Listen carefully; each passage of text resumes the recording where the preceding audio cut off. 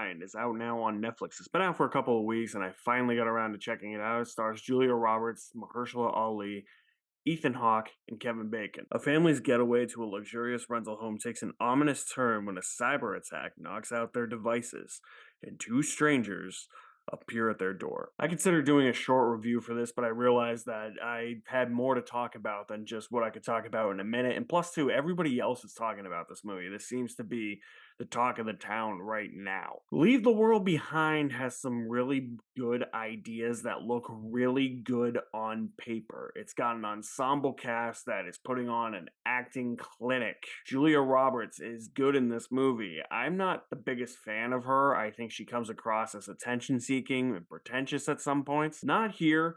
Ethan Hawke is as good as he's always been. Kevin Bacon is as good as he's always been, and Mahershala Ali he's Mahershala Ali. He's fantastic in everything he's in, good or bad. They all put on an acting clinic. They all capture the fear of anxiety and panic that the characters are supposed to be feeling. Ethan Hawke's character kind of comes across as a bumbling idiot at sometimes. He seems very out of touch with what's actually happening. He makes some dumb decisions. All the characters make dumb decisions in this movie. That's how poorly written the characters are. But the acting for these characters, these guys, they know how to act. They have been around the block a time or two. The camera work can be good at times. There's really interesting shots in this movie.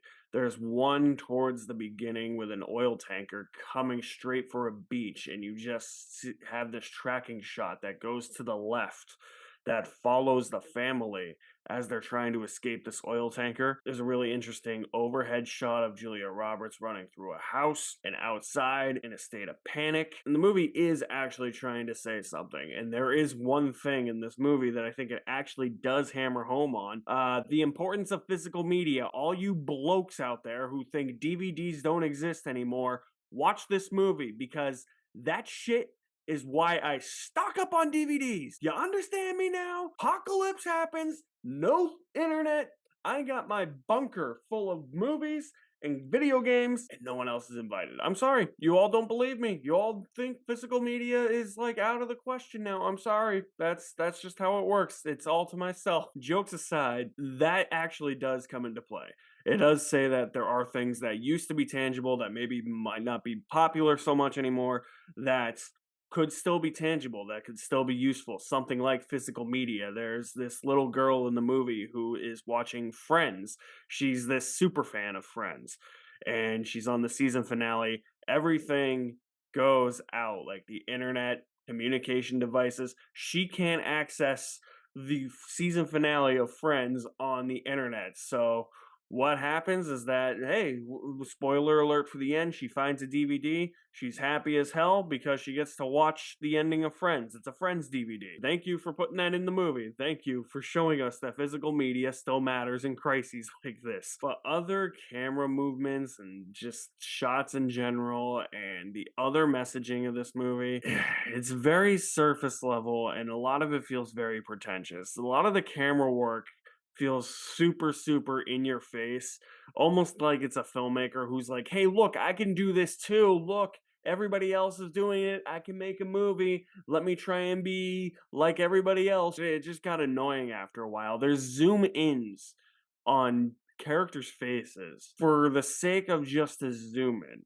And I'm like, you're not zooming in on anything that's remotely interesting or anything that we're supposed to be paying attention to. It just seems like it's just there to be there because somebody picked up a camera and said, I can make a movie. There are so many shots like that. There are so many instances where I'm saying, why am I looking at this shot? There's a scene towards the middle of the movie, a bunch of cars piled up on an expressway, and the camera turns sideways, and you can't even see what the hell you're looking at.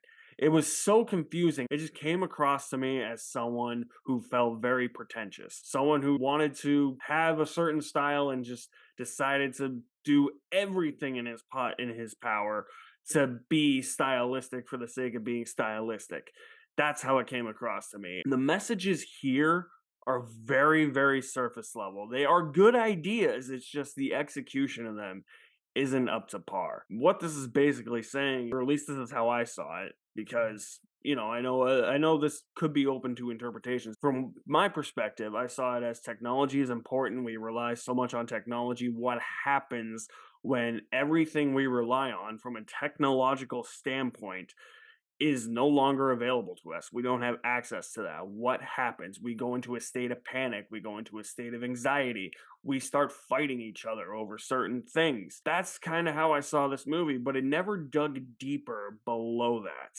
It always just stayed at a very surface level message. Never had anything more meaningful to say than that. And I wish that this movie did, because those ideas feel like they are ready to blossom out into different branches that could have other meanings, and they just don't. There's so much misdirection in this movie. You think that this movie's going in some direction and it goes in a completely other direction that isn't even relevant to what any of these messages are even saying.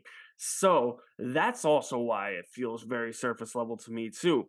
There's so many things that you got to focus on that don't really feel like they come back around or have anything to say or tie all this stuff together. It's not a very appealing movie when you really look at it. It's something that does have some tension, but it also feels like it's something that could strain your attention. There are moments of tension. There are moments where this movie builds up to something and it feels like something big is going to happen. Like, for instance, that oil tanker scene that I was talking about earlier. And then all of a sudden, it'll just cut to a brand new scene, or it'll cut to a joke. Somebody will crack a joke or something, and it just relieves the entire movie of everything that that previous moment had set up in terms of tension and suspense, that the mystery just becomes an afterthought in your mind, and you don't really feel engaged at all with the mystery. You feel like it's a very surface level mystery, which it really is. The reasoning behind it, I don't know. I just didn't really like it. I thought it was just kind of lame. Leave the World Behind, I think, is a movie that could be full of potential, but it just never reaches its potential because it feels so pretentious. It's got ideas, it's got some good camera work, it's got some tension. The actors are putting on an acting clinic. It's just it never reaches the heights that it's trying to reach. And it felt like a movie that should have instead tries to become multiple different things that try to be a bit preachy without really ever saying anything. It's all very surface level and vacuous nonsense. I think Leave the World Behind could be enjoyed with half a bucket of popcorn. I think you could enjoy it. I don't think I'll ever come back to watching it though. So if you have seen Leave the World Behind, let me know what you think about it in the comment section below. I'll leave my link to my website in the description below as well. You guys are the best. Thank you for watching. My name is Alex Madden, and I will see you at the movies somewhere.